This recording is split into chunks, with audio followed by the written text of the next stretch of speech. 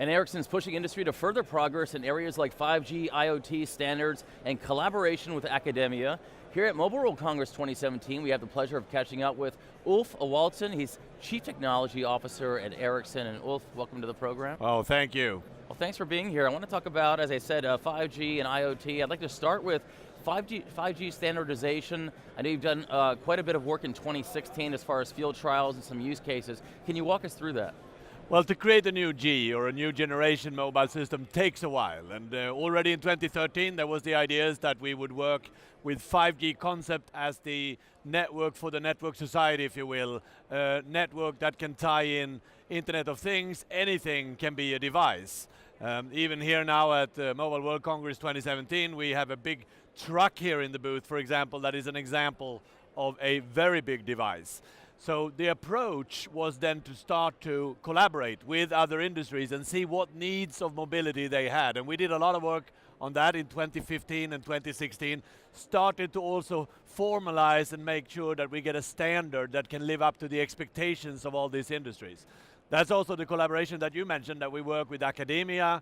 There was research projects in the 2020 Horizon projects in the European Union, and now there are projects with academia in the US, we have academia in China and so on, working on these same ideas and platforms, moving that into standardization, which is really happening. And we were happy to agree, for example, on the first hardware standards late in 2016.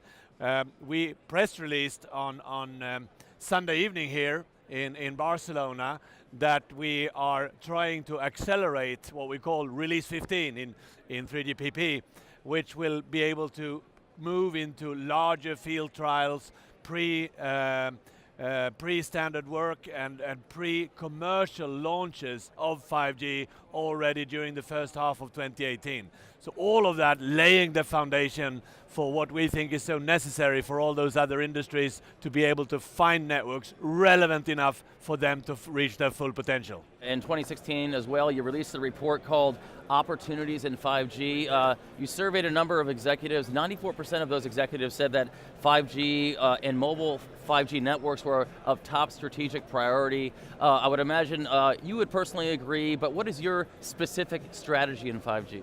Well, I think first of all, it's very, very important to make these systems relevant to other industries. Have we done a good job at that? We've done something, but I still think that this industry has a lot more to do for other industries to see what we can provide.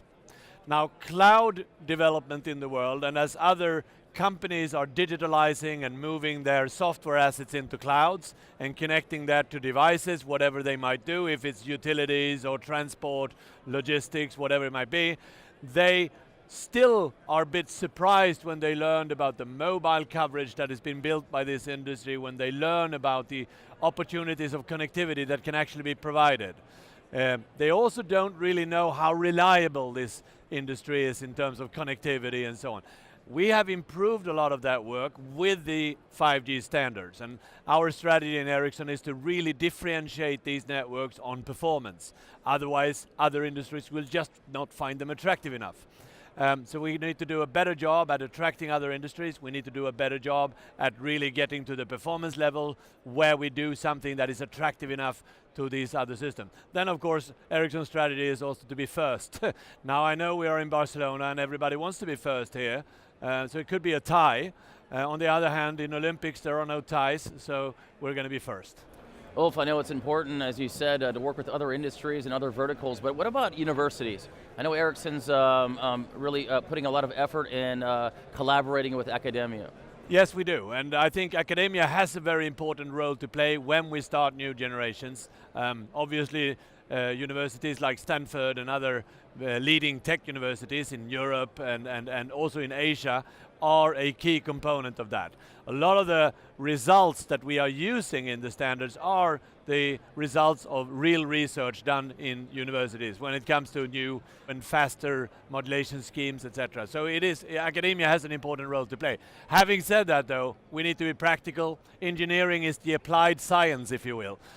So in applied science, it means you need to move that into eventually making chips, software, and everything else that's needed to build 5G systems. So of course in your booth area here at Mobile World Congress, right behind you, there's clearly a focus on 5G and IoT as well. Are there any announcements that Ericsson has made or is making this week? We're making a lot of announcements. Out here in the booth, we have 73 different proof points of how different components come together to build the future of networks. We have actually right behind me here is a street which we have going through the booth that we call the 5G Boulevard. The 5G Boulevard is taking our customers, operators, service providers on a journey to understand exactly how we see and what we believe about a potential network evolution into 5G, a very practical one, rebuilding towers, rebuilding core networks, introducing network slicing, for example, in the core, etc. Number of those kinds of things. Then, of course, practical announcements. We have announced, for example, a couple of new base stations with built-in antennas for beamforming and so on that are going to be very essential in the 5G build. We have also announced, and I think that's not bad to think about, a new software for security, because networks that become this essential, we have a much higher focus on security. So Ericsson Security Manager, for example, is an example of meeting up to the demand on security that is so asked for by many of our customers. Ulf, thanks for taking time out of your day to talk to us. Thank you very much for having me. Appreciate it. And to our viewers, you can get all of our content right here at Mobile World Congress 2017 by logging on to tianow.org.